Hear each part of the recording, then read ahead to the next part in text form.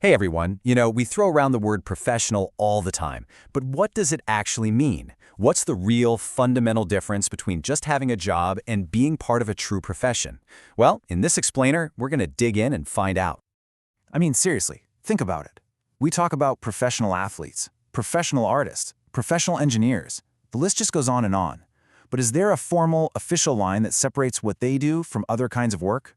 Well, it turns out there is. And the answer is probably a lot more specific than you think.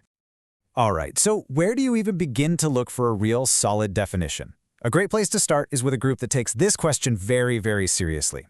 Engineers. Their official standard, which is set by Engineers Canada, gives us a fantastic foundation to build on. Right off the bat, that language is super telling. They don't just call it a job or an occupation, they call it a learned calling.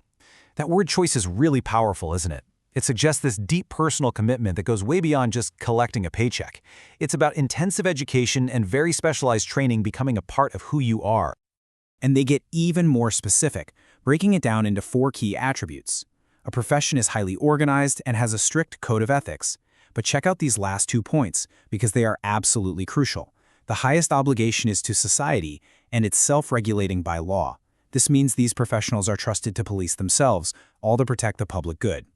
Keep these 4 pillars in your back pocket, because they're definitely going to come up again. Okay, so that's the standard for engineers. But you might be wondering, is that just their thing, or is this a bigger, more universal concept? To figure that out, let's see if we hear an echo of this idea coming from another field. Let's look at geoscientists. And bingo, would you look at that? The core principles are almost a mirror image. You've got registration, you've got a code of ethics, individual accountability, and there it is again, that key idea of being entrusted by the government to self-regulate. It's the exact same pattern, just in a different field of science. This is definitely not a coincidence. You see it, right? It's a blueprint.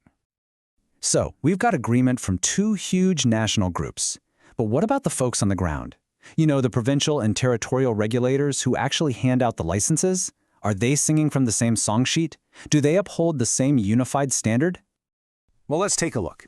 Here's one from APEGS, the regulator for engineers and geoscientists in Saskatchewan. And what do you know? They're using those exact same key phrases we saw before, a calling that requires specialized knowledge. The consistency here is just undeniable, all the way from the top down. So, when you lay it all out like this, man, the picture becomes crystal clear.